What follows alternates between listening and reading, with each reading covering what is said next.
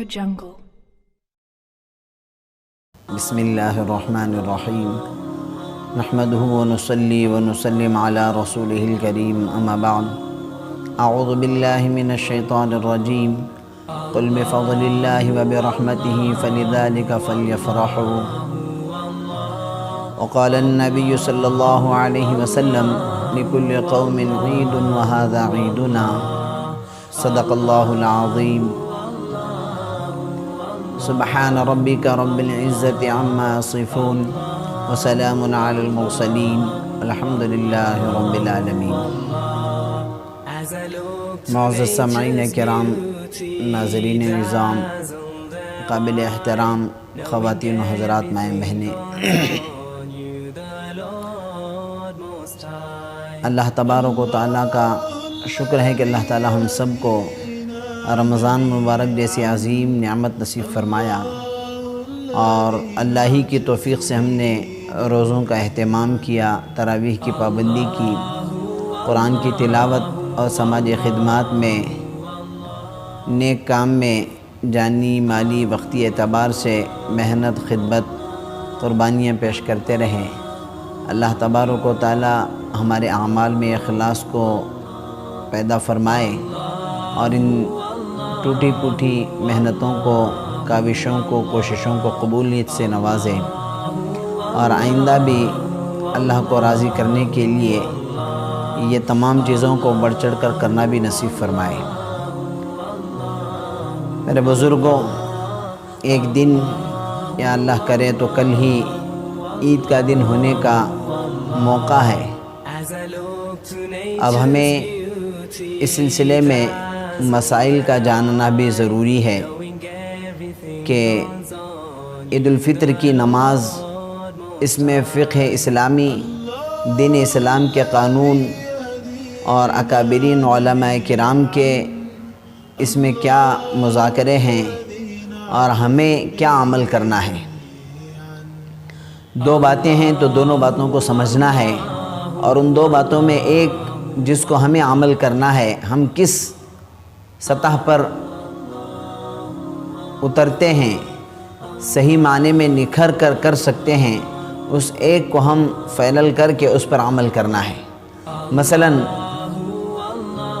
عید الفطر کے تعلق سے امام ابو حنیفہ رحمۃ اللہ تعالی علیہ نے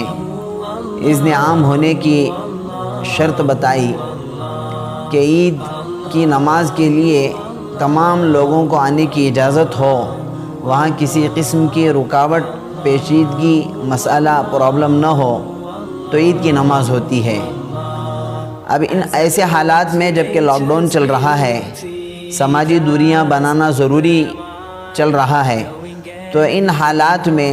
کیا ان شرائط پر ہم عید کی نماز قائم کر سکتے ہیں، یہ ہمیں سمجھنا ہے۔ جس طرح مادر علمی دارالعلوم دیوبند، ازہر ہند، ہندوستان کے عظیم درسگاہ کے محتمم صاحب حضرت مفتی ابو القاسم نعمانی دامت برکاتہم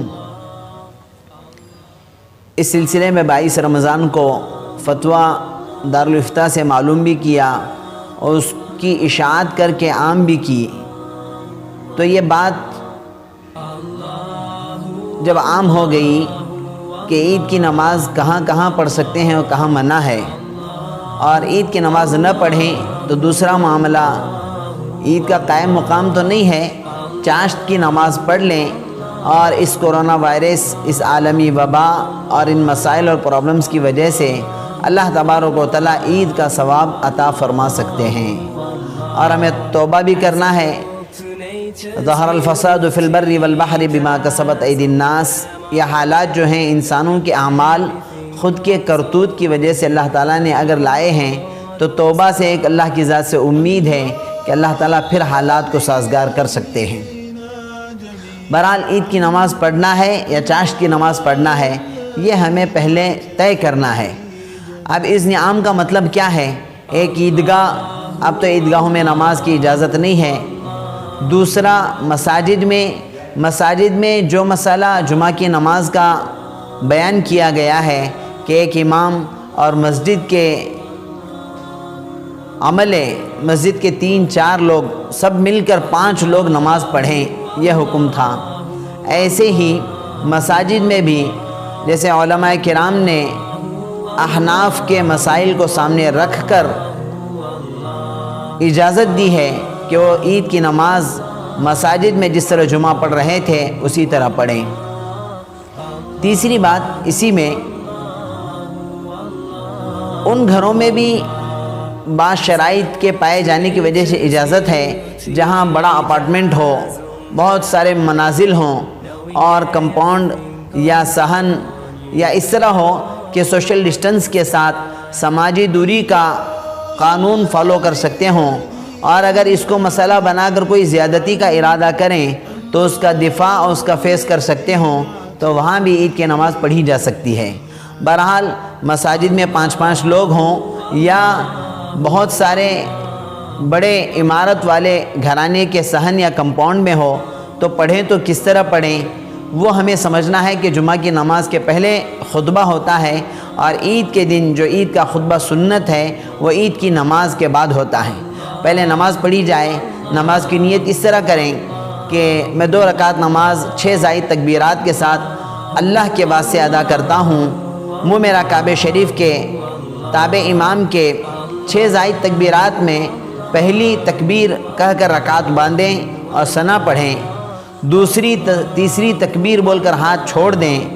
3 زائد ہونے کے بعد چوتھی مرتبہ اللہ اکبر رکعت باندھیں، اور جس طرح نمازوں میں قرات کرتے ہیں سورہ فاتحہ اور دوسرا سورہ پڑھ لیں، جس طرح رکوع کرتے ہیں سجدہ کرتے ہیں نماز مکمل کر لیں، پھر دوسری رکعت کو کھڑے ہوں، جس طرح اور نمازیں پڑھتے ہیں سورہ فاتحہ قرات مکمل کر لیں۔ ہاں البتہ دوسری رکعت میں 6 زائد تکبیرات میں صرف 3 زائد ہوئی ہیں تو رکوع میں جانے سے پہلے 3 مرتبہ اللہ اکبر ہاتھ اٹھائیں اور چھوڑ دیں، چوتھی مرتبہ اللہ اکبر کہتے ہوئے رکوع میں چلے جائیں۔ جہاں عید کی نماز پڑھی جا رہی ہے وہ مسنون خطبے میں طریقہ تو یہ ہے کہ جو ہم تکبیرات بقرعید میں کہتے ہیں ان تکبیرات کو خطبے میں پہلے خطبے میں اگر پڑھے لکھے ہیں، خطبہ جانتے ہیں پڑھنا، تو ان کو چاہیے کہ پہلے خطبے میں 9 مرتبہ تکبیرات کہیں، شروع میں 3 مرتبہ، پھر خطبہ پڑھیں، پھر 3 مرتبہ تکبیرات پڑھیں، پھر کچھ خطبہ پڑھیں، پھر آخر میں 3 مرتبہ، اس طرح 9 مرتبہ تکبیرات پہلے خطبے میں، پھر بیٹھیں دوسرے خطبے کے لیے کھڑے ہوں، اس میں 7 تکبیرات کہیں، 3 مرتبہ پہلے تکبیرات کہیں اور درمیان میں خطبے کے ساتھ 1 مرتبہ تکبیر کہیں اور خطبے کے آخر میں 3 مرتبہ، تو اس مرتبہ 7 تکبیرات، تو 9 اور 7 تکبیرات 2 خطبات میں ہوئے، سنت ہے خطبہ، اگر پڑھ سکتے ہوں تو اس طرح۔ اس کے بعد دعا کر لیں، اجتماعی دعاؤں میں اللہ کی توفیق سے اللہ تعالیٰ نے جو ہمیں عبادتوں کی توفیق عطا فرمائی اس کی قبولیت کے اللہ سے دعا کریں، پھر حالات کے لیے، خود کے لیے، قبیلے، خاندان، فیملی کے لیے، بیوی بچوں کے لیے، محلے، شہر، پڑوسیوں کے لیے، امت اور ملت اور ساری انسانیت کے لیے دعا کریں۔ دعا کے لیے بھی عید الفطر کی فضیلت اگر سمجھ میں آئے تو اللہ کی ذات سے امید ہے کہ اللہ کی بارگاہ میں ہمیں مانگنا آسان ہوگا، اور حدیث میں بھی اللہ کے نبی صلی اللہ علیہ وسلم نے ارشاد فرمایا جو فرائض اللہ کے بندوں کے حقوق کی ادائیگی کے ساتھ دعاؤں کا اہتمام کرتا ہے، دعا کی فضیلت بیان فرمائی، جس کو دعا مانگنے کا شوق ہو گیا، جس کو دعا مانگنے کی توفیق ہو گئی، اللہ تعالیٰ اس کے لیے فتوحات کے دروازے کھول دیتے ہیں۔ تو عید کی فضیلت میں یہ ہے، اللہ کے نبی صلی اللہ علیہ وسلم نے ارشاد فرمایا کہ اللہ تعالیٰ فرشتوں سے پوچھتے ہیں کہ جو مزدور مزدوری پوری کر دے اس کو مزدوری کیسے دی جائے، کیا دی جائے؟ تو فرشتے کہتے ہیں اللہ مزدور کی تو مزدوری مکمل ادا کرنی چاہیے، جس طرح حدیث میں آپ صلی اللہ علیہ وسلم نے فرمایا مزدور کا پسینہ سوکھنے سے پہلے اس کی مزدوری اس کو پہنچا دو۔ جب اللہ کے نبی صلی اللہ علیہ وسلم نے بندوں کے لیے یہ حکم دیا ہے تو پھر اب ہمارے لیے اللہ نے جو رمضان کے روزوں کا حکم تھا، رات کے قیام اللیل کا حکم تھا، تراویح کی اور قرآن کی تلاوت کی، تو اب سوچو اللہ تعالیٰ ہمیں کیا مزدوری کا اجرت اور معاوضہ دیں گے۔ فرشتوں سے اللہ تعالیٰ کہتے ہیں جاؤ عید کے دن گلی کوچوں میں پھیل جاؤ، راستوں پر، نکڑوں پر، سرکلوں میں، کارنر میں کھڑے ہو جاؤ، جو عید کے لیے، عید کی مبارکباد کے لیے آپس میں ملتے ہیں، نکلتے ہیں، ان کے لیے تم مصافحہ معانقی کرو اور ان کے پچھلے گناہوں کی مغفرت کا اعلان کر دو۔ تو اللہ تبارک و تعالیٰ یہ عید کا ایسا موقع ہے کہ اتنا بڑا انعام، اسی لیے عید کی راتوں کو لیلۃ الجائزہ کہتے ہیں۔ اور جس طرح شب قدر کا اور جمعہ کی شب کا ایک اہتمام ہے، عیدین کی راتوں کو بھی اگر عبادت، تلاوت، ذکر میں گزاریں تو اللہ تعالیٰ ان کو بھی انعام سے نوازتے ہیں۔ بہرحال کرونا وائرس کی وجہ سے تو اب عیدگاہ کو نکلنے کا، ایک راستے سے گزرنے کا، دوسرے راستے سے واپس آنے کا یہ تو مسئلہ نہیں رہا۔ اللہ نہ کرے اگر کل عید ہوگی تو ہندوستان بھر میں جنتا کرفیو ہونے کی وجہ سے لاک ڈاؤن اور سیل ڈاؤن، باہر ہی کوئی نہیں نکلنے کا ایسا ماحول رہے گا۔ اللہ کرے سعودی عرب کی طرح ہمارے بھی 30 روزے پورے ہوں تو پیر کے دن انشاءاللہ عید کا ہمیں موقع ملے گا۔ تو عید کا دن ہمیں پہلے عیدوں کی طرح تو یہ موقع نہیں ہے، لیکن اللہ نے جتنی توفیق دی، جتنا موقع دیا اس کی قدردانی کریں، اس کی شکر گزاری کریں، دعاؤں کا اہتمام کریں، اپنے غلطیوں کا احساس کریں اور حقوق جو دبائے ہیں، جو حق تلفی کیے اس کی ادائیگی کا ارادہ کریں، ماحول کو سازگار کر کے اور توبہ تلہ کر کے رجوع اللہ کرتے ہوئے اللہ سے مانگیں۔ اللہ کی ذات سے امید ہے یہ کرونا وائرس کی وبا بھی ختم ہو جائے گی اور ہماری عید کی اور رمضان کی قبولیت کی ایک علامت بھی ہمارے لیے ہوگی۔ اللہ تعالیٰ آئندہ آنے والے حالات میں اور مصائب سے، پیشنٹوں کو بڑھ کر مصیبت کے بڑھ جانے سے، آفات سے محفوظ رکھے اور اللہ تعالیٰ ہماری ان عبادتوں کو، تلاوتوں کو قبول فرما کر آئندہ کے حالات کو ہمارے لیے توبہ، رجوع اللہ کا سبب بنائے اور عید کو امن، چین، سکون کے ساتھ اپنے اپنے گھروں میں سماجی دوریاں بناتے ہوئے گزارنے، منانے کی توفیق عطا فرمائے۔ آمین۔ وآخر دعوانا الحمدللہ رب العالمین۔ السلام علیکم ورحمۃ اللہ وبرکاتہ۔